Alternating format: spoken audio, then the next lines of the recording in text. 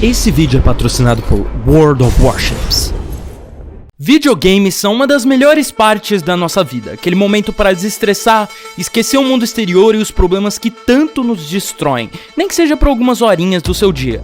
Mesma coisa para super-heróis, eles conseguem fazer com que a gente esqueça e até aprenda diversas lições que seguem para toda a vida. Então combinar as duas coisas é o ideal.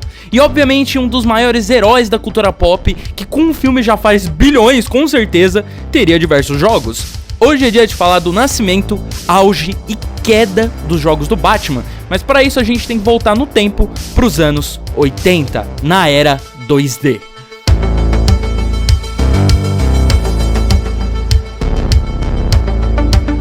Como vocês sabem, a gente começa pelos jogos feios, que ninguém liga muito, para ir para os outros jogos incríveis que todo mundo ama. Então, a gente tá em 1986, e o primeiro jogo do Batman saía, chamado apenas de Batman. Que criatividade, hein? Por mais estranho que pareça, o Atari já tinha saído há quase 10 anos, mas esse jogo nem chegou a sair para esse console. Na verdade, ele saiu para uma coleção de computadores pessoais 8 bits, uma tentativa de empresas de criarem computadores que funcionou por uns 10 anos no máximo. Sobre o jogo, ele parecia um 3D isométrico. Para quem não sabe, a projeção isométrica é um método para representar visualmente objetos tridimensionais em duas dimensões, já que jogos 3D ainda não existia.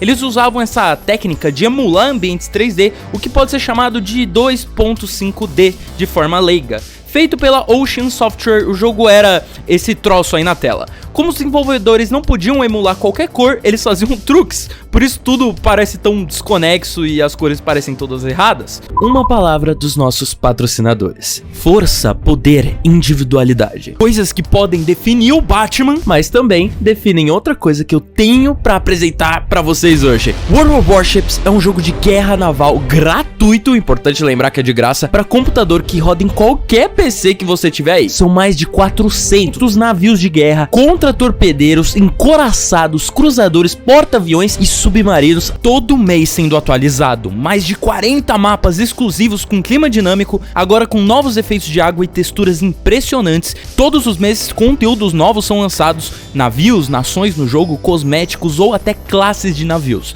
Você pode jogar como um lobo solitário ou numa divisão com seus amigos. O jogo também está disponível para consoles e, além disso, registrando sua conta na Steam, depois que você vencer 50 batalhas, você recebe $5 de crédito Steam absolutamente grátis. Vai lá fazer o download do jogo no primeiro link da descrição, que vai ajudar muito mesmo o canal. E para quem se registrar no link usando o código BRAVO que tá aí na tela, vai ganhar um pacote de brinde simplesmente insano que estão aparecendo aí. Então, se você tá interessado, vai lá jogar agora. O objetivo do jogo é resgatar o Robin coletando as 7 partes do chamado Hovercraft Batcraft. Todas essas partes estão espalhadas pela Batcaverna, que serve como uma espécie de labirinto. O Batman era um pequenininho, no estilo do Adam West, todo estranho, os ambientes eram divididos em quadrados. Inicialmente o Batman não tem nenhuma habilidade, então tu vai meio que coletando elas. Todos esses objetos devem ser coletados para você usar. Vindo agora pro Apple II e o Commodore 64, o primeiro jogo do Batman a sair para PC em 1988 saía Batman Caped Crusader, outro jogo simples do morcegão, mas muito mais evoluído. A capa do jogo é realmente linda e não reflete nada o jogo em si. Era um jogo arcade que usa um estilo único feito por Jonathan Smith e Charles Davis para mostrar as cenas como se elas ocorressem em uma história em quadrinhos. Essa técnica envolvia ter cada local do jogo definido no seu próprio painel, como um quadrinho mesmo, geralmente com uma legenda em estilo de quadrinho no canto superior esquerdo, com painéis que você já passou sendo colocado atrás do painel que você já estava. É um conceito bem específico que faz esse jogo muito especial. O jogo era definido em 2 capítulos, um em que você enfrentava o Pinguim e outro o Coringa. O Batman tinha essa cara estranha aí, podia meio que virar para todos os lados, você podia dar soco, chute, jogar batirangue, tinha que ficar pegando itens no chão para resolver puzzles. Uma coisa que muitas pessoas reclamam é que o personagem vai perdendo vida durante toda vez que você anda, então meio que se torna injogável. A questão é que isso acontecia porque eu não sei, ele vai perdendo vida e o jogo não explica. Você podia recuperar sua vida comendo comida que alguns inimigos derrubavam. Enfim, é um jogo que na época foi bem recebido e recebeu das revistas especializadas um 9 de 10, o que pra mim é loucura, porque o jogo é muito chato. Mas realmente pros padrões de jogos de computador, aquilo era impressionante. Seguindo para quando o filme do nosso querido Tim Burton saiu, a gente teve o primeiro jogo saindo para consoles do Morcegão, um jogo que adaptava levemente o filme chamado de Batman The Video Game, feito pela Sunsoft. Enquanto a versão dos computadores, como o Commodore, eram bizarramente simples, claras, nada parecidas com qualquer coisa do Homem-Morcego e com gráficos bem questionáveis, a versão do Nintendinho tinha 5 fases e um chefão final, o Coringa do Jack Nicholson. Era um jogo de plataforma simples, enquanto a versão pro Sega Genesis tinha o gancho clássico que o Batman usa para subir lugares e até gráficos mais satisfatórios. No Nintendinho, o Batman dava um pulão de parede em parede, como acontecia no Ninja Gaiden. Obviamente, o jogo fazia quase tudo diferente do filme, mudando as motivações do vilão e o final. O jogo, na verdade, foi algo muito novo para a época e para heróis no geral. Ele tem momentos pixelizados que mostram os atores do filme nos seus personagens, como o Michael Keaton dialogando entre si. Toda a Gotham estranhamente tem um estilo parecido com o do filme, meio industrial, suja, escura e de certa forma nas suas partes mais baixas, muito mal arquitetada. Existe uma versão para Game Boy também, e a maioria são versões diferentes uma das outras. Em 1992 a gente teve a continuação do jogo do filme do Tim Burton, que também adapta a sequência do filme Batman Returns. Mesmo tendo saído só 3 anos depois do anterior, o jogo é milhões de vezes mais bonito e divertido. Enquanto a versão dos consoles da Sega eram feitos, pela Sega, os da Nintendo eram publicados pela Konami. Eu só vou falar da versão do Super Nintendo, que é a melhor de todas. A animação é ridiculamente fluida, um beat'em up bem divertido de jogar. Você jogava batarangue, se agachava, chutava, socava e formas diferentes de ataque, como dar um judô nos inimigos. Os ambientes eram muito bem replicados dos filmes, todo o estilo natalino da história original tá ali, e até tinha momentos em que você dirigia com o próprio Batmóvel em sessões 2.5D, lutando contra inimigos. O jogador tem apenas uma barra de vida, que pode ser expandida através de pacotes de saúde.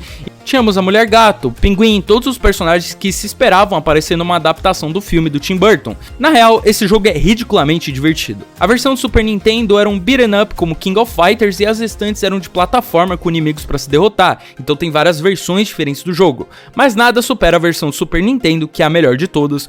Em 1993, o jogo da melhor série animada no Morcegão de Gotham, Batman The Animated Series, ganhava um jogo lançado exclusivamente para Game Boy. Então ele replicava bem a estética da série, nas arquiteturas das construções e nos visuais dos personagens, mas pecava em outras coisas, como a falta de cores do portátil da época. Uma versão do Super Nintendo foi planejada, mas acabou saindo com outro nome em 1994, com o nome de Adventures of Batman and Robin. E aí eu digo algo pra vocês, o Super Nintendo era impressionante e os desenvolvedores sabiam muito bem replicar a estética e visuais da animação, porque jogar esse jogo é literalmente como tá jogando o próprio desenho. O estilo Art Deco, a arquitetura, o estilo noir, o céu vermelho, a escuridão, a paleta de cores, os designs dos personagens idênticos aos do Bruce Timm, tudo exalava a série. Apesar do título, só o Batman é jogável. Cada nível consiste em um episódio que é vagamente baseado nos da série animada. É o clássico jogo de plataforma em que você segue com o personagem lutando contra inimigos até o fim do estágio e encontra o vilão da fase. Você pode equipar diferentes gadgets como bombas e lentes raio-x. Você tinha um gancho para ir jogando no teto e se movimentar mais rápido e até criar alguns combos de luta. Você até andava com o Batmóvel em fases vistas de cima. O jogador pode retornar à Batcaverna para reequipar os gadgets e reiniciar uma fase. Os vilões que aparecem são diversos: Coringa, Charada, Harley Quinn, Mulher Gato, Espantalho, Pinguim, Cara de Barro, cada um com formas diferentes e estágios para se derrotar. Tanto que uma parte você até tem que perseguir a Mulher Gato pelo mapa. O Robin até aparecia, mas como um personagem secundário em diálogos, que é estranho porque o nome dele tá no jogo. Como tinha mais um filme do Batman saindo, eles não perderiam a chance de fazer um jogo. Então em 1995 nascia o jogo do Batman Forever, com notas baixíssimas, um jogo podre, estranho, que usava a tecnologia de captura de movimento em seres humanos, tipo nos primeiros Mortal Kombat, para animar os sprites. As fases são escuras, o jogo é travado, os loadings demoram e sei lá, tudo me faz querer vomitar. Tipo, mano, parece que você tá jogando com seres humanos de verdade e é muito estranho. Tudo no geral é uma cópia dos jogos anteriores, só que piorado. Não é divertido, é estranho, então a gente vai pro próximo. Agora a gente termina a era 2D e vai pra era 3D. O jogo do Batman e Robin, como dito pelo pessoal do Cartuchito, seria o GTA do Batman, basicamente. É o primeiro jogo 3D do Morcegão a atingir o nosso querido recém-nascido PS1 em 1998. Apesar dele ser bem travadão e tal, ele tem os seus méritos. É um jogo mundo aberto, então você pode explorar um pouco da Batcaverna e basicamente andar pelo Batmóvel pela cidade, o que era super divertido de se fazer. A questão é que todas as ruas eram basicamente fechadas, não tinha nada pra fazer, os prédios ficavam como um quadradão te impedindo de fazer qualquer coisa, dava pra entrar em alguns becos, atropelar algumas coisas e explodir. Tinha uns NPCs aterrorizantes parados por aí, você tinha um inventário do estilo Resident Evil dos antigos, os eventos na cidade, tipo o Senhor Frio roubando um banco, aconteciam em horários específicos do dia, tipo sei lá, 7 da noite, já que o jogo tem uma espécie de tempo dinâmico, e você os encontra procurando pistas e as levando ao bate-computador. Caso você não consiga, você perde o evento, que acontece em qualquer horário, pode ser de dia, pode ser de noite, pode ser de manhã. O jogador pode escolher um dos 3 heróis do filme, o Batman, o Robin ou a Batgirl. Cada personagem usa um veículo único, o Batman dirige o Batmóvel, o Robin a motocicleta e a Batgirl usa uma motoca também. Legal, né? Realmente isso seria até que interessante se o jogo não fosse só assustatoriamente bugado. Você via inimigos tentando entrar em paredes, não te vendo mesmo que tu estivesse na frente deles, uma câmera que ficava rodando pra lá e pra cá sem parar como um fidget spinner e a modelagem desse George Clooney medonho aí. Quem sabe se o jogo não tivesse saído um pouco mais tarde, ele não seria mais legalzinho. Anos 2000, lançado para o PlayStation 1, Nintendo 64 e Game Boy, Batman Beyond: Return of the Joker, um jogo que adapta o incrível filme animado do Batman do futuro, mais um jogo que replica lindamente o estilo da série que adapta. É um cel shading muito colorido com estética futurista lançado pela Ubisoft. Os jogadores atuam como o novo Batman Terry McGinnis, que assume a posição do aposentado Bruce Wayne e luta contra a gangue dos Jokers liderados pelo Coringa, que reviveu. É basicamente a história do filme. É um jogo beat'em up em 3D, então você anda pelos cenários com a tela se movendo juntamente, batendo nos inimigos. As versões de PlayStation e Nintendo 64 permitem o jogador selecionar e alternar entre 4 trajes que representam formas diferentes de se lutar: o padrão, ofensivo e defensivo. Esses 3 estão disponíveis desde o início. O traje padrão dá ao Batman uma variedade de saltos, ataques, defesas e 3 armas: nunchakus magnéticos, um cajado que pode matar inimigos com menos golpes e um disco que se move rápido que pode cortar inimigos. A ofensiva aumenta o poder de soco do Batman, mas abaixa a defesa. Já a defensiva aumenta sua capacidade de se proteger e o traje ágil aumenta o poder de defesa e ataque do Batman e permite que ele deslize no ar. É um jogo bem divertido, qualquer coisa que teve notas baixas por ser incrivelmente repetitivo e muito qualquer coisa mesmo. É tudo repetitivo, os ataques são os mesmos, as lutas são monótonas, chefes parecidos e o visual, apesar de ser bonitinho, se torna enjoativo. Em 2001, lançava Batman Gotham City Racer, que é literalmente um jogo de corrida semi-mundo aberto da série animada, onde você dirige o Batmóvel por Gotham. É isso mesmo, é tipo um Mario Kartzão do Batman. Tinha até modo multiplayer, e claro, é baseado na série animada, que era muito aclamada na época.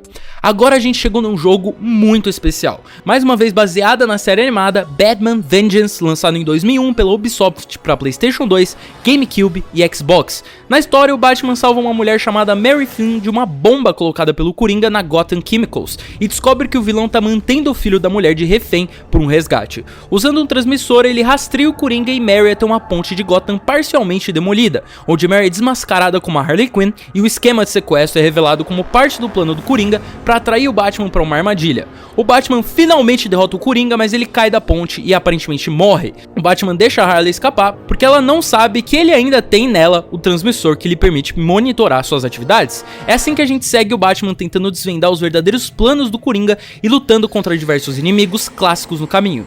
Por ter surgido em uma nova geração de consoles, obviamente esse jogo era milhares de vezes mais bem trabalhado e muito divertido, com gráficos mais complexos. A fidelidade aos cenários da série animada eram impecáveis. O céu vermelho, a modelagem 3D do Batman com traje cinza e preto, a capa que ficava voando com o vento quando ele andava, os becos escuros de Gotham, o céu vermelho de novo, que eu fico repetindo porque realmente é um traço marcante do desenho, até a Batcaverna era explorável e linda. A gente vê algumas vezes a própria Batgirl sentada lá fazendo as coisinhas dela. O jogo era diferente de tudo já visto do Batman anteriormente. Era cinematográfico, dramático, rápido, parecia um episódio da animação. Quando você você atacava um inimigo, a mira ficava fixa. Os ataques eram bem simples, socos, chutes, mas uma das partes mais legais era que você poderia assumir uma visão em primeira pessoa com diversos gadgets, como o arpão, que você usava para chegar em locais que o Batman não conseguia sozinho, tinha um batirangues, uma rede para usar em inimigos, uma espécie de mina C4, tinha até o batarangue elétrico. Foi um dos primeiros jogos a te fazer sentir de verdade na pele do Batman. Sério, tu podia até planar com a capa e, diferente de outros jogos por aí, era muito fluido. Tinha luta em ponte, laboratório, trem em movimento, tu andava no Batmóvel em perseguição, até no jato do Batman, tinha tudo. Existiam muitos vilões além da Arlequina e do Coringa, a Era Venenosa, Senhor Frio e outros. A maior parte do elenco da voz principal da série animada reprisava os seus papéis aqui. É um jogaço indispensável. Se você tem um emulador de PS2 aí, baixa que vale a pena. Ele recebeu 70% no Metacritic. Em 2003 a gente teve Batman Dark Tomorrow, lançado apenas pro Xbox e GameCube, feito pela Kenko. O jogo era pra ser mundo aberto, tentando replicar tudo do Homem-Morcego, quase que uma ideia inicial do que seria a trilogia Arkham, mas isso deu muito errado e a empresa voltou atrás na ideia, tornando o jogo só mais um jogo genérico do Batman lutando contra bandidos, considerado um dos piores jogos da história já lançados, e ele realmente é muito ruim. Enquanto seu antecessor fez um monte de coisas novas, esse aqui era só mais do mesmo. É um jogo linear baseado em furtividade, mas claro que você só podia meter o louco e sair batendo em todo mundo. O herói vinha com batarangues, bombas de fumaça e ganchos. Quando você derrubava um inimigo, tinha obrigação de algemar o criminoso para impedir ele de atacar, o que é bem realista, mas é muito chato de se fazer na prática. A câmera do jogo é tipo aquelas do Resident Evil antigo, que muda dependendo da perspectiva, os ataques são feios, parecem de papelão e não tem nenhum impacto, parece que você tá batendo em purpurina. Na história a gente enfrenta o Ra's al Ghul, sua filha Talia e a Liga dos Assassinos, que assumiu o controle de um satélite armado que tem como alvo Gotham City, por algum motivo. O jogo apresenta vários sinais, o que era legal, dependendo de como as últimas sessões do jogo são jogadas. Tem o Máscara Negra, o Killer Croc, Coringa, Era Venenosa, Senhor Frio e outros. O jogo é bem ruim mesmo. Próximo. Agora, em 2003 também saiu Batman Rise of Sin Tzu. É outro jogo baseado na série animada, vocês já não tinham bastante. Só que muito menos legal, trazendo um vilão nunca antes visto em nenhuma mídia, o Sin Tzu. A visão era de cima, você podia controlar tanto o Batman como a Batgirl, o Robin ou Asa Noturna, além de um modo cooperativo. O jogo era no estilo beat'em up e foi feito pela Ubisoft, que recompensava os jogadores com uma árvore de habilidades a cada passada de nível. Antes de falar da gameplay, a história é a seguinte. A história segue a Bat-família enquanto eles enfrentam um novo adversário, um senhor da guerra asiático super poderoso, conhecido como Sin Tzu, no aniversário do assassinato dos pais do Batman. Sin Tzu era um personagem que nunca tinha aparecido no universo do Batman, e na verdade era uma criação original pro jogo, mas ele não tem nenhuma profundidade de história, a gameplay é repetitiva e não chega nem perto do Batman Vengeance, que até hoje é um dos melhores games do morcegão de Gotham. Pô, a gameplay é toda travada, os sons são tudo repetido, o Batman fica fazendo e os inimigos, toda hora, é insuportável. A música nunca para e as cutscenes são as únicas coisas boas. Pena que elas acontecem umas 5 vezes só no jogo. Sin Tzu é aquele vilão clichê que aprendeu umas artes marciais, tem uns poderes mágicos e agora quer dominar o mundo por algum motivo. Não tem motivação, nada, e ele ouvindo sobre as histórias do Cavaleiro das Trevas de Gotham, ele forma um plano pra tentar derrotá-lo, sendo propositalmente pego e preso no Arkham Asylum. Ele planeja uma fuga em massa do local, criando caos nas ruas de Gotham e liberando o que ele planejava serem os recrutas do seu novo exército que estavam no asilo, o que meio que se tornaria a motivação pro Arkham Asylum e o Arkham City e 200 outras adaptações do morcegão posteriormente. Era dos jogos dos filmes do Nolan e Lego.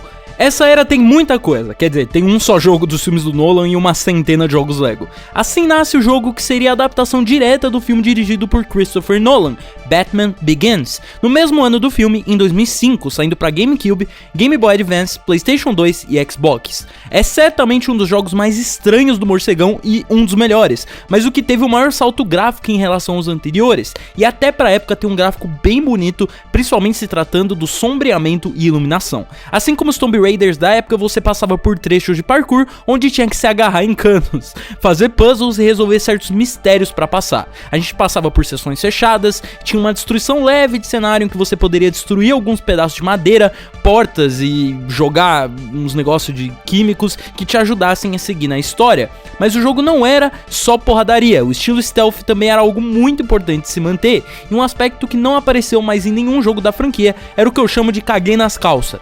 Durante os segmentos furtivos, furtivos, o jogador pode interagir com o ambiente para criar várias circunstâncias que afugentam os inimigos, como explosões ou queda de caixotes perto deles, tornando-os mais fáceis de subjugar através do medo. O tema geral do jogo era o medo, assim como o filme, tanto que um dos vilões principais era o espantalho. Você se esgueirava em paredes, evitava inimigos em janelas, pegava inimigos por trás... Essa frase. O medo também desempenha um papel no segmento de combate, onde, se a barra de medo for preenchida, permite ao jogador acabar com o último inimigo restante com um único golpe, que era um estilo de finalização muito massa, como vocês estão vendo aí na tela. O player tem acesso a vários gadgets que podem ser utilizados durante os segmentos de combate e furtividade. Isso inclui batarangues, granadas de fumaça, granadas de flash e um negócio chamado HF Transponder, que convoca morcegos para se reunir e incapacitar os inimigos com medo, como eu disse antes, inspirado diretamente em uma cena do próprio filme. Esse era meu gadget favorito e as partes stealth eram muito divertidas de se jogar e não maçantes. Você real se sentiu o Batman ali. Por exemplo, você podia ativar uma metralhadora guiada por movimento numa sala, chamar a atenção dos guardas de outra sala, se prender na ventilação de cima e usar o stealth para incapacitar o guarda lá de cima quando ele fosse verificar o que aconteceu na outra sala, algo que serviria diretamente para os jogos Arkham futuramente. Além disso, você podia até olhar através de fechaduras de portas para ver o que os inimigos estavam fazendo e tramando e falando nas outras salas. Na minha concepção, esse aqui era o começo do que se tornariam os jogos Arkham no futuro. No caso das lutas mano a mano, você focava a câmera em um único inimigo que ficava travada e você executava vários ataques, de chutes, socos e, claro, as finalizações em que você podia pegar o inimigo pelo pescoço e interrogá-lo até ele te dar alguma informação para resolver algum mistério, por exemplo, uma senha ou algo assim, aí você finalizava ele. Além dos segmentos de combate e furtividade, o jogo também incorpora várias sessões de corrida de combate, onde o jogador dirige o Tumbler, que é a versão do Batmóvel do Nolan, e essas partes eram muito frenéticas e divertidas, tu saía destruindo carros como se fosse Burnout, sério. Esse jogo recebe muito menos atenção do que deveria, porque ele é muito bom. O jogo apresenta vários trajes alternativos para o Batman usar, que são desbloqueados após a conclusão da história principal. Assim como no filme, a gente explora o passado do Bruce com Ra's al Ghul na Liga dos Assassinos, o seu treinamento, sendo um dos jogos baseados em filmes mais fiéis e divertidos de se jogar, porque parecia que você realmente estava vivendo o filme e a história era praticamente a mesma, com algumas decisões criativas próprias. O jogo apresenta mais de 20 clipes dos filmes que servem como cenas do jogo entre os níveis e ajudam o jogador a entender melhor a história. O mais legal é que na dublagem do jogo, todos os atores do filme voltaram para dublar seus personagens, incluindo o Liam Neeson e o Christian Bale. Em 17 de julho de 2008, o ator Gary Oldman disse em uma entrevista que uma sequência do jogo estava sendo feita, já que o primeiro foi um sucesso e realmente era um jogo muito bom, mas a sequência acabou sendo cancelada, já que a Pandemic Studios, dentro da EA, a produtora que fez o primeiro jogo, foi desligada. Só passando rápido por esse aqui, Lego Batman de 2008. Mano, esse jogo era apaixonante. Lançado em 2008, o jogo era mais um jogo Lego da época, só que do Batman, que teria diversas sequências ao longo dos anos, e o famigerado 2, que é um dos melhores, e tem 3 sequências para ser mais específico. Lançado para tudo quanto é plataforma que você pensar, o jogo te dava a oportunidade de jogar com a galeria toda de personagens do Batman. A jogabilidade principal do jogo é semelhante à dos videogames Legos anteriores, como o Lego Indiana Jones e a série Lego Star Wars. O jogador controla os personagens em terceira pessoa, lutando principalmente contra inimigos aleatórios e bosses, resolvendo quebra-cabeças e coletando peças de Lego. Os ambientes são super realistas e ligados a Gotham, além de que você pode usar o Batmóvel, Batwing e até o Batnavio ou Batbarco, eu não sei como chamar. São 30 levels legais pra jogar, e eu sei que vocês queriam que eu falasse mais da franquia Lego, mas se vocês quiserem um vídeo focado só nos jogos Lego de todas as franquias existentes por aí, incluindo a do Batman, se inscreve no canal, dá um like e escreve aí nos comentários pedindo um vídeo sobre o auge e a queda dos jogos Lego, que eu tô planejando fazer, mas eu preciso saber se vocês querem. E agora, bora pra era mais amada dos jogos do Batman.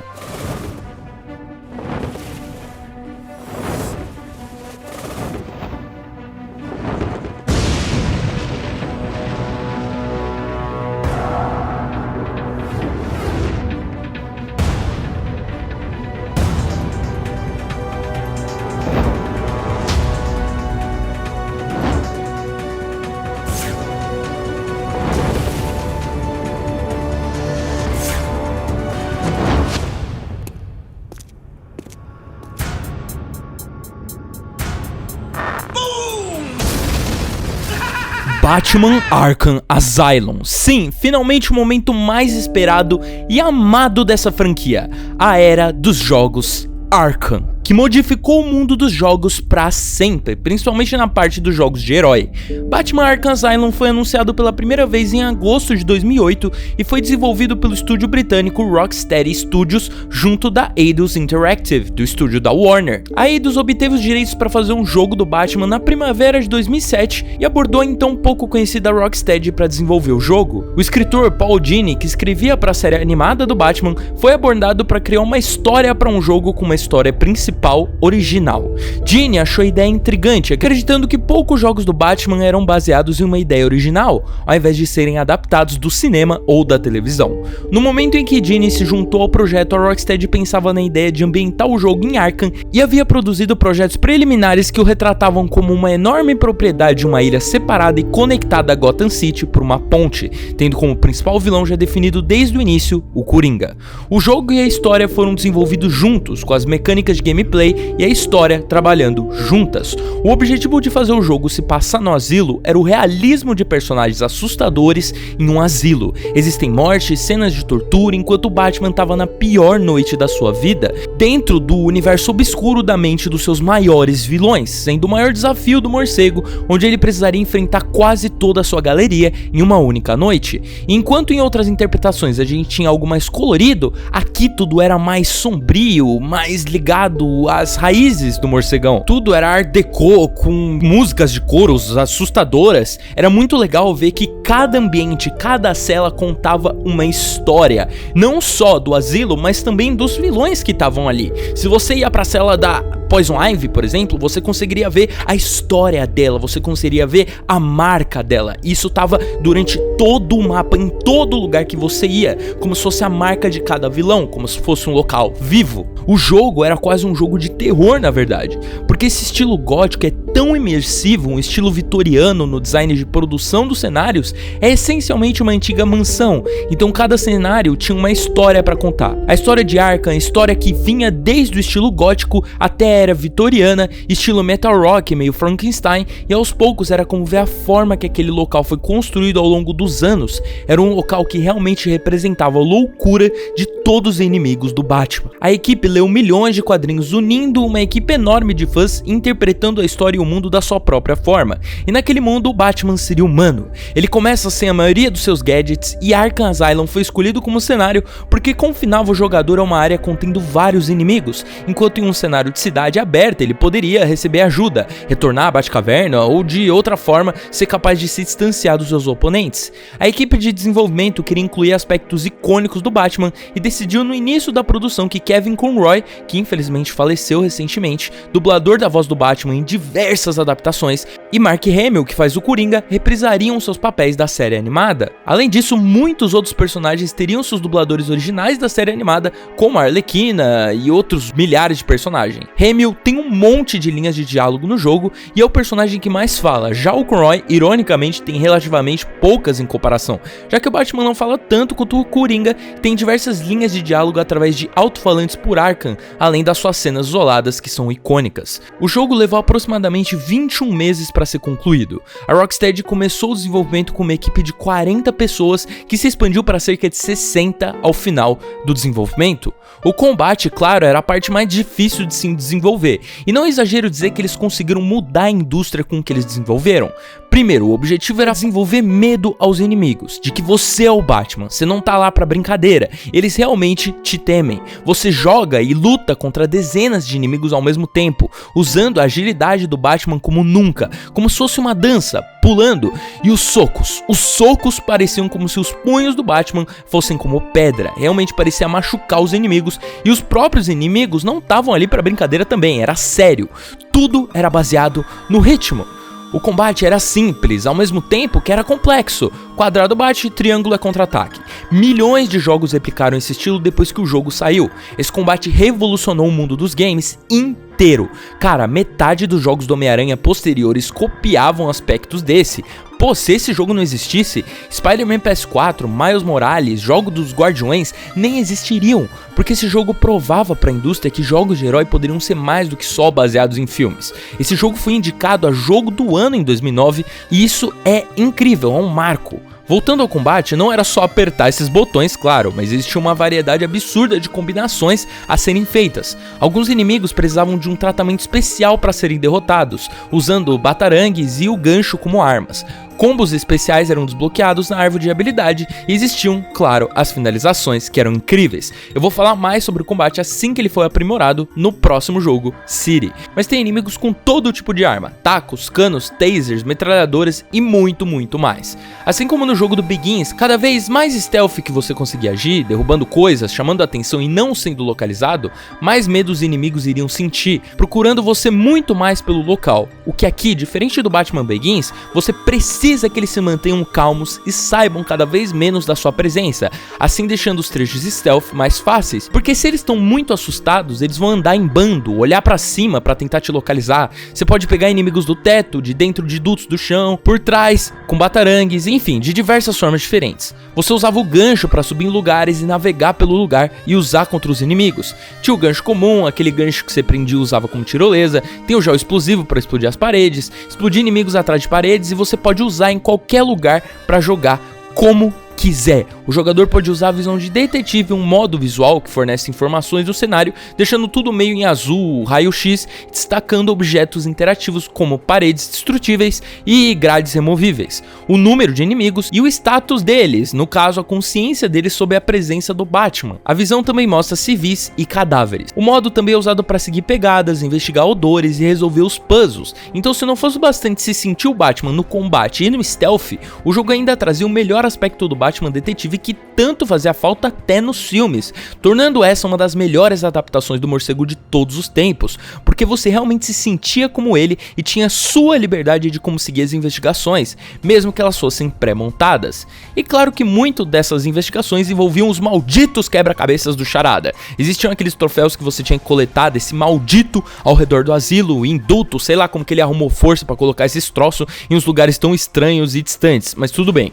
O mundo do jogo tem 240 itens colecionáveis, como troféus do Charada, dentes do Coringa, fitas de entrevista com alguns dos pacientes do Arkham e mensagens enigmáticas deixadas no asilo pelo seu fundador, Amadeus Arkham, que discutem a história sinistra da instalação. Esse foi o primeiro jogo do Batman contado de forma cinematográfica. A história parece um filme, é uma história complexa, única, coisa acontecendo por trás de tudo, e o maior desafio do Batman na história, enquanto o Batman coloca o Coringa de volta no Arkham, ele se vê no meio de um motim orquestrado pelo próprio palhaço, que deveria acontecer especificamente quando o Batman estivesse lá. Agora o Batman estaria lutando contra os maiores dos seus vilões em catacumbas, esgotos, celas, penitenciárias, a mansão, a parte de fora é quase um jogo mundo aberto. As cutscenes são cinematográficas, únicas e muito bem feitas, com os próprios atores com roupas de movimento. Era um jogo sério. Já tendo tomado conta do asilo, o Coringa ameaça detonar bombas escondidas em Gotham City se alguém tentar entrar em Arkham, forçando o Batman a trabalhar sozinho. Rastreando a Harley Quinn até o centro médico para resgatar o Gordon, o Batman é exposto à toxina do medo do espantalho, e é uma das partes mais assustadoras do jogo que realmente me deu um cagaço absurdo. Mas nada pior do que a sessão que você precisa ir atrás do Killer Croc nos esgotos. Aquilo sim dava arrepios e você deve lembrar o quão horrível era. A médica do asilo, Penelope Young, fazia experimentos no Bane, que também é um dos bosses do jogo. Batman descobre que o Coringa voltou ao asilo para obter acesso a Young, que está desenvolvendo um composto chamado Titan, uma versão mais poderosa do veneno que dá a força ao Bane, com a intenção de usá-la para ajudar os pacientes a sobreviverem a terapias mais extremas, vamos se dizer assim. Young então descobre que o Coringa estava secretamente financiando a sua pesquisa desde o início para criar um exército de capangas sobre-humanos, e aí que nasce toda a loucura do jogo de inimigos mais poderosos com esse composto, incluindo o Coringa maluco como o boss final transformado em um Banezão. Inimigos do jogo incluem Bane, Harley, Coringa, Killer Croc, Victor Zsasz, Poison Ivy, além do Charada e umas referências a outros vilões que apareceriam nos jogos seguintes, como o Victor Fries, o Senhor Frio.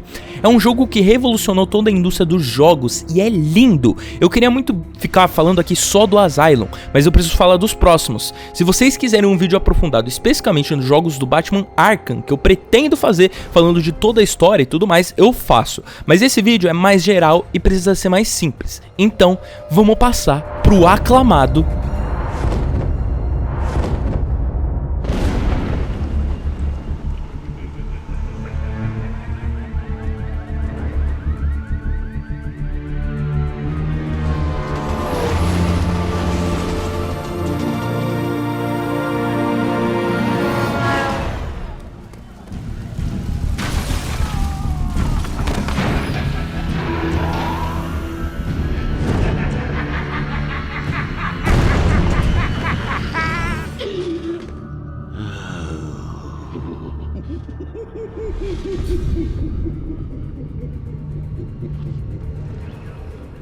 o melhor jogo do Batman de todos os tempos e possivelmente um dos melhores jogos de super-herói. Uma evolução completa e definitiva do primeiro. Em outubro de 2011, Batman Arkham City era lançado, se passando um ano após os eventos de Arkham Asylum. É a sequência direta do jogo anterior.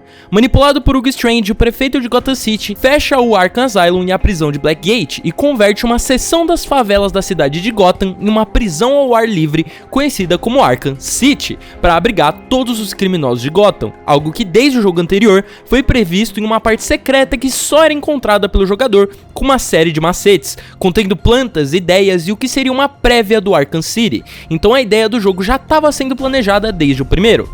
A cidade é monitorada por uma equipe militar, a Tiger Security, e os prisioneiros são basicamente permitidos a fazer qualquer coisa lá entre eles, desde que não tentem escapar. A ideia da cidade toda ser uma prisão ajuda na imersão, já que não existem NPCs nas ruas, e isso é explicado na história, então você não fica toda hora se perguntando onde tá todo mundo, faz sentido. A forma que esse jogo começa, assim como o Asylum, é frenética e assustadora, com Bruce Wayne preso dentre os seus maiores inimigos e precisando agir sozinho depois que Hugo Strange descobre sua identidade como Batman. Ele tá sem essa tecnologia até chegarmos na seção em um mundo aberto em que nos tornamos de fato o morcego de Gotham com a ajuda do Alfred. Mas ali, naquele começo, eu me lembro que foi um dos momentos mais assustadores da minha vida. A sequência apresenta vários novos personagens, incluindo Hugo Strange, Robin, Mulher-Gato, Ra's al Ghul e o Senhor Frio, sendo o jogo mais completo do Batman até hoje e uma grande homenagem aos grandes anos do herói. Eu nem sei por onde começar e nem sei se em um único vídeo seria capaz de falar toda a complexidade desse jogo que beira o inexplicável.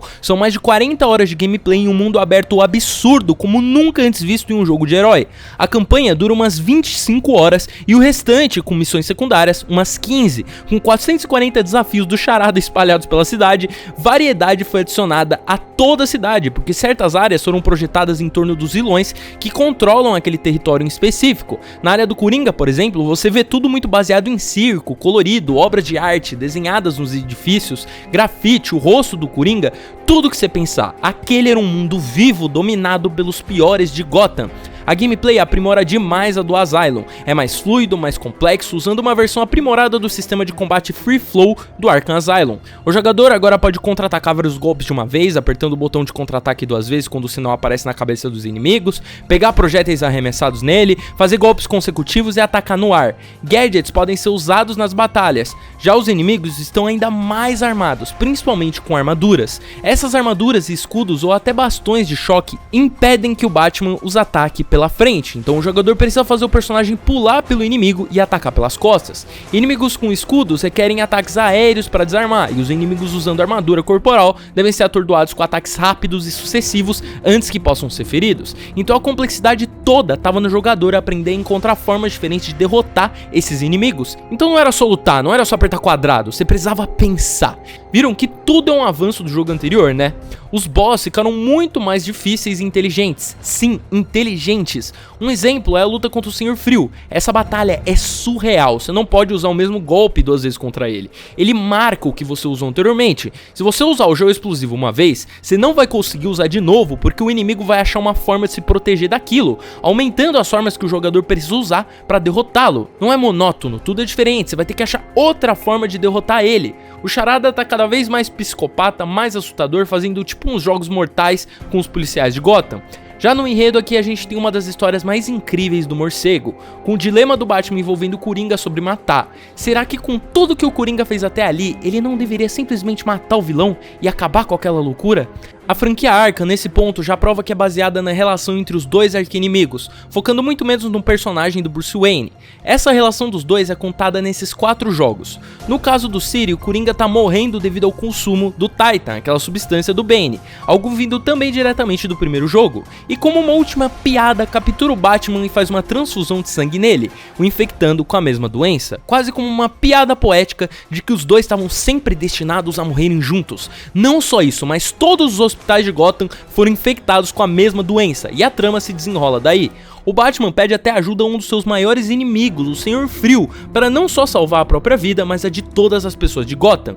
Isso nos leva a batalhas e a uma história alucinante, que é essencialmente uma corrida contra o tempo. Pela primeira vez, Batman tá desesperado, atrás do Pinguim, Ra's al Ghul, tudo que possa o ajudar a salvar aqueles que jurou proteger, muito mais do que sua própria vida, e questionando se esse não seria o último ato do Coringa, que esse ato acabaria levando para sua morte nas suas mãos. Se ele tivesse matado o Coringa em algum momento em todos esses anos, nada disso teria acontecido. Isso é algo questionado por personagens como o Senhor Frio e o próprio Ra's al Ghul, um Batman fragilizado pela sua identidade e sede de conhecimento de um de seus vilões. No geral, a história é maravilhosa. O maior foco é explorarem a moral do Batman, a questão dele não matar, como ele é uma figura feita para resolver todos os traumas e medos dentro do Bruce, sem ser o Bruce Wayne. O Batman não é a máscara, o Bruce é. O Batman serve para ser o que o Bruce não consegue ser, usando esse medo que ele sentiu de um criminoso quando criança contra os criminosos de Gotham em cima de quem causou isso nele. Hugo Strange é um ótimo vilão que explora a figura do Batman, sabendo a identidade do Bruce, enquanto o Coringa explora a moral do Batman sobre não matar e sempre ser o certinho, nunca passando da barreira. Mesmo com o Coringa levando aos seus limites, o Batman continua com a sua moral inabalada, porque ele sabe que se ele se entregar, ele pode se tornar como quem ele tenta lutar contra. O Hugo Strange explora o que o Batman significa para o Bruce Wayne, tentando fazer ele entender que todos aqueles vilões foram criados através do Batman. Ele é o responsável, criando basicamente um triplex na cabeça do morcegão. O Batman existe basicamente para esconder todo esse medo, trauma, decepções e tristeza dentro do Bruce. O Batman é um escudo que impede Bruce de se libertar do seu passado e dores. Batman é Bruce Wayne e Bruce é o Batman, não tem como separar. Um não existe sem o outro. E meu Deus, eu queria falar tanto aqui, mas é muito spoiler. Se vocês quiserem um vídeo sobre a franquia Arkham e especificamente sua moral, então se inscreve no canal, dá like e pede aí nos comentários um vídeo só sobre a série Arkham. É uma das odisseias mais épicas do Homem-Morcego que vocês precisam jogar. É necessário, a história é absurda, emocionante, é uma epopeia de tudo que representa o Homem-Morcego, de toda a sua história, tudo dele. City é uma obra-prima, com uma história original, uma ambientação maravilhosa, uma Gotham melhor que muitos dos filmes, uma ambientação maravilhosa. Você voava pelos prédios da cidade como se fosse o Batman livre, você era o morcego de Gotham e era seu dever protegê-la. Existem DLCs que você pode jogar tanto com uma Mulher Gato como a Harley Quinn, que expandem a lore, e no geral o jogo é incrível em todos os aspectos. Cada beco, tudo é muito bem arquitetado na forma mais Batman possível, sério. E pra mim é o jogo definitivo, e não só o jogo, mas a adaptação definitiva do Batman de todos os tempos.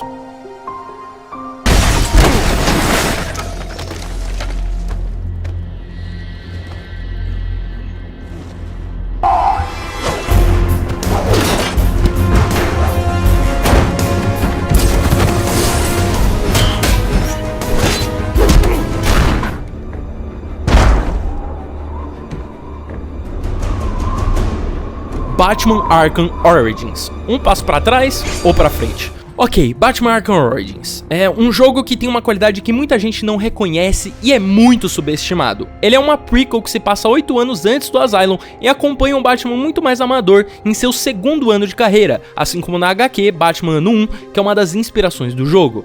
É legal inclusive ver que para toda a cidade e a polícia, o Batman ainda é um mito, uma força sobrenatural, e a maioria ainda não sabe se ele é real. O jogo foi lançado em 25 de outubro de 2013 e tem até um modo multiplayer que eu prefiro não citar. Além disso, introduz a habilidade do Batman de recriar crimes virtualmente, permitindo que ele investigue a cena e identifique o culpado, algo que não tinha nos outros jogos. Sim, beleza, a Gotham é basicamente a do Arkham City copiada, só que com neve. Parece que eles só meteram uns mods ali. Mas o jogo em si e sua história tem muito valor, explorando demais a relação do Batman e do Coringa mais a fundo, principalmente após o final cortante do segundo jogo. O Máscara Negra coloca a cabeça do Batman a preço na história. Para quem conseguir matá-lo durante a noite, receberá uma quantia de 50 milhões de dólares, com vilões que não apareceram antes vindo atrás do morcegão, o que cria boa parte do conflito da história. O Exterminador, Pistoleiro, Bane, Coringa, a Copperhead tentam matar o Batman para conseguir essa recompensa. Até mesmo a polícia corrupta de Gotham está envolvida atrás dessa recompensa, porque assim como o Batman Ano 1, esse é um dos aspectos mais importantes da história, a corrupção de Gotham. Enquanto o Capitão James Gordon parece ser o único fora desse esquema, auxiliando o nosso herói, é realmente uma inspiração muito grande na HQ em questão. O Alfred também tem uma função muito maior no jogo, sendo a figura paterna do Bruce, o guiando nessa jornada de vigilante que ele mesmo considera errônea, o implorando constantemente que desista do manto de herói, temendo que a pessoa que ele considera como filho acabe morta. É um jogo que copia a gameplay do City, não tem quase nenhuma inovação, adicionando só as luzes de choque, que é uma adição super legal, e uma ambientação natalina de Gotham que é muito linda. Eu nunca vejo ninguém reclamando do Spider-Man Miles Morales, que tem a mesma cidade, só que com neve e decoração, e tem uma habilidade de choque, assim como o Origins. O Origins fez a mesma coisa lá atrás. O jogo não foi desenvolvido pela Rocksteady, mas sim a Warner Bros. Montreal, que agora fez o Gotham Knights. Mas eu falo aqui que esse jogo trouxe uma das melhores histórias do Batman. É uma joia perdida, ofuscada pelos outros jogos, porque diferente dos outros três, esse aqui foca majoritariamente no Bruce Wayne e na sua psique. Como ele é alguém vulnerável nessa época da sua carreira, muito mais fácil de se explorar, já que é uma prequel. Além disso, o psicológico do Coringa e o que ele sente pelo Batman, de que ambos são destinados um ao outro, ambos preenchem um vazio um do outro, e eu sinto que a história desse jogo é tão assustadora quanto a dos outros, porque aqui a gente acompanha um Batman amador que tem diversas dificuldades e sofre muito mais nas situações do que a sua versão mais velha e veterana dos jogos seguintes. Esse aqui é um dos jogos mais controversos da franquia Arkham, criticado pelo seu mapa grande demais com pouca coisa pra fazer, acusado de só ser uma cópia com mods, mas sendo muito, mas muito mais do que isso.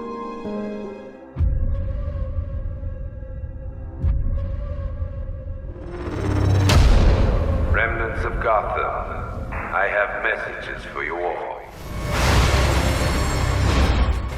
Batman Arkham Knight, o fim de uma era. Após Origins em 2013, o Batman precisava de um jogo para a nova geração. No caso, na época, o PS4 e o Xbox One, e os limites deveriam ser quebrados. Agora o Batman estaria livre não em Arkham, não na cidade Arkham, mas em Gotham City. O desenvolvimento de Arkham Knight começou em 2011 após a conclusão do Arkham City e ocorreu ao longo de 4 longos anos. A Rocksteady optou por usar seus próprios escritores para a história principal com a colaboração do escritor de quadrinhos Geoff Johns, optando por substituir o Paul Dini, que havia trabalhado no Asylum e no City. Arkham Knight foi lançado mundialmente em 23 de junho de 2015 para PlayStation 4, Xbox One e Windows. E cuidado, a gente vai ter spoilers dos outros jogos aqui para falar da história, principalmente do City, não tem como falar sem spoiler.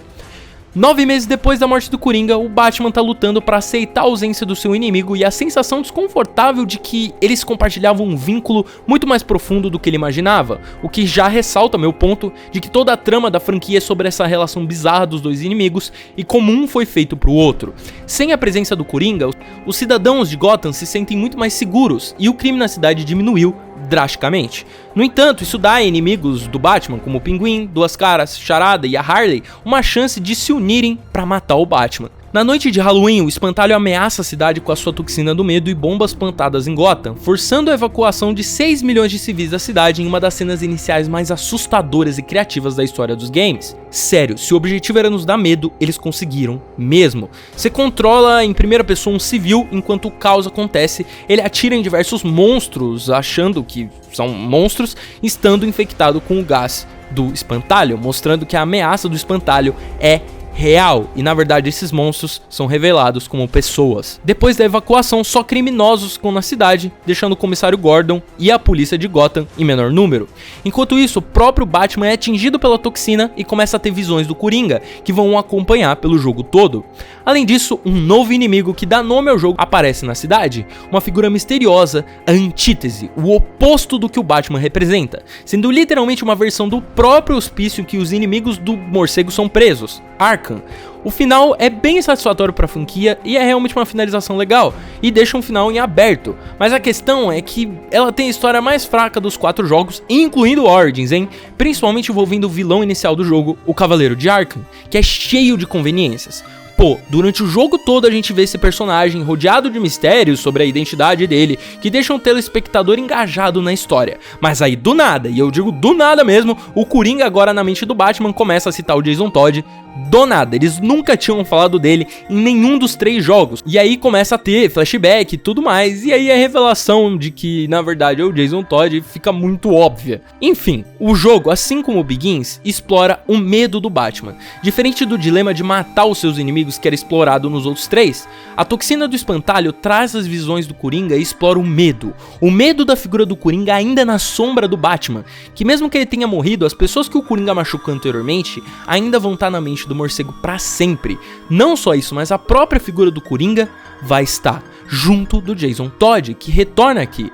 O espantalho é ótimo aqui e como ele explora o medo do Batman é incrível. Eles exploram toda a questão de que pro resto do mundo, o Batman é o homem sem medo. Na verdade, ele é a própria representação física do medo. E o objetivo do espantalho é justamente quebrar essa visão de todos de que o Batman é uma lenda e provar que ele é só um homem assombrado por erros, assombrado por tudo que ele viveu. Ele não é um deus, é só uma pessoa que pode ser quebrada e ter medo. Isso é muito bom. Essa questão de explorar finalmente a fragilidade do Batman, assim como Origins, já que nesse jogo a gente explora muito mais das falhas do Bruce. A história tem as suas conveniências, mas é muito boa ainda. Um dos problemas do jogo é o Batmóvel, que sim, muita gente gosta, mas nossa, sério, o jogo só usa o Batmóvel. Tem muitas fases no Batmóvel. Usar ele pela cidade é legal, mas pô, os caras metem uma luta com o Exterminador dentro de um tanque, ao invés de uma luta mano a mano. Parece até que boa parte do jogo é só um jogo sobre o Batmóvel, ou Batmóvel The Game, e chega a ser insuportável, não precisava de tanto Rocksteady, apesar de ser bem legal. O problema foi o excesso. Algo que eu não tinha citado como um aspecto muito bom é que quando você morre, os inimigos do Batman aparecem pra te atazanar e te encher o saco, e eu acho isso um charme em todos os jogos.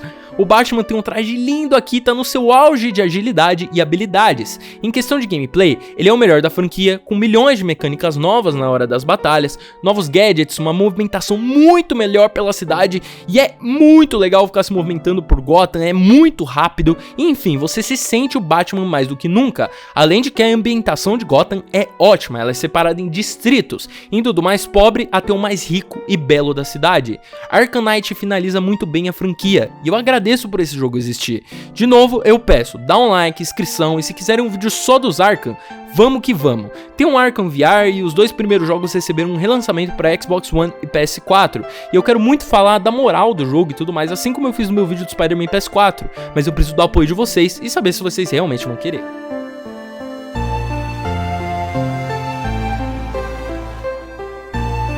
Jogos da Telltale.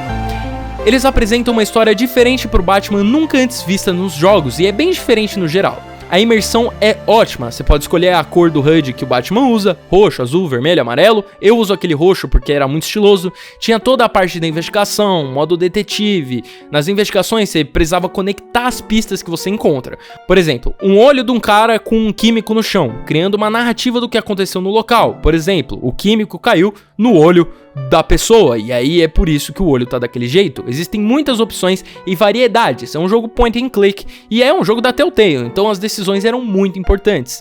Assim como escolher se você vai lidar com uma situação usando o Batman ou o Bruce. O jogo foi lançado em 2 de agosto de 2016, tendo 6 episódios. Na história, o foco é a imagem do Bruce Wayne, e antes mesmo de The Batman, ele explorava a questão da família Wayne se corrupta, indo a fundo nisso, diferente do filme, onde é só uma pista falsa, mas no jogo é algo muito mais explorado e complexo, já que essa corrupção realmente afeta a vida do Bruce Wayne, e aí a gente, como jogadores que controlam a narrativa, precisamos lidar com isso e como o personagem vai lidar com tudo isso nas suas decisões. Personagens como o Pinguim, Mulher Gato, todos têm uma origem aqui muito diferente, mas moderna, e eu adoro. O Pinguim tem um estilo mais de Thomas Shelby modernizado, psicopata americano, não aquele baixinho gordinho. Ele é mais jovem, mais magnata, é uma versão única do personagem.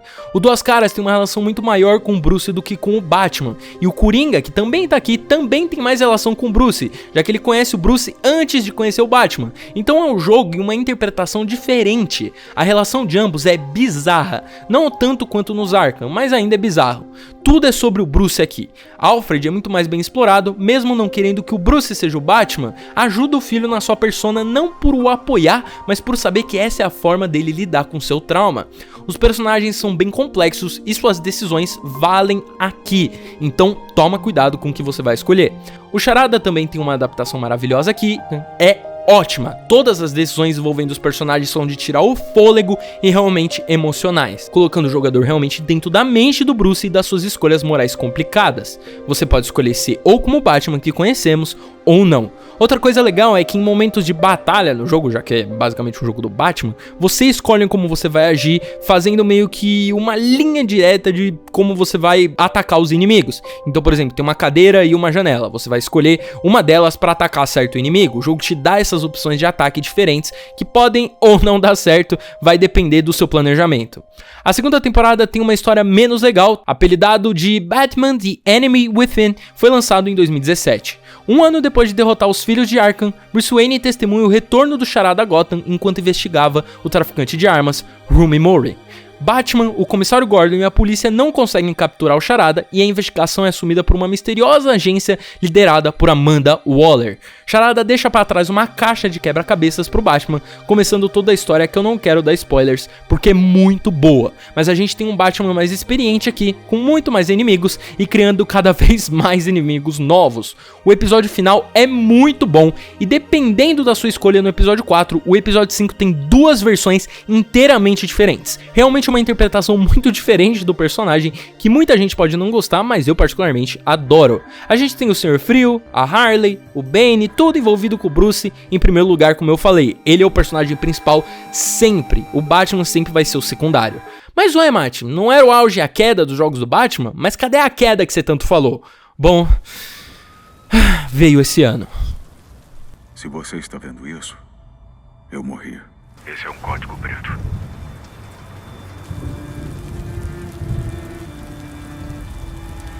Essa mensagem foi ativada automaticamente quando destruí a Batcaverna com tudo dentro.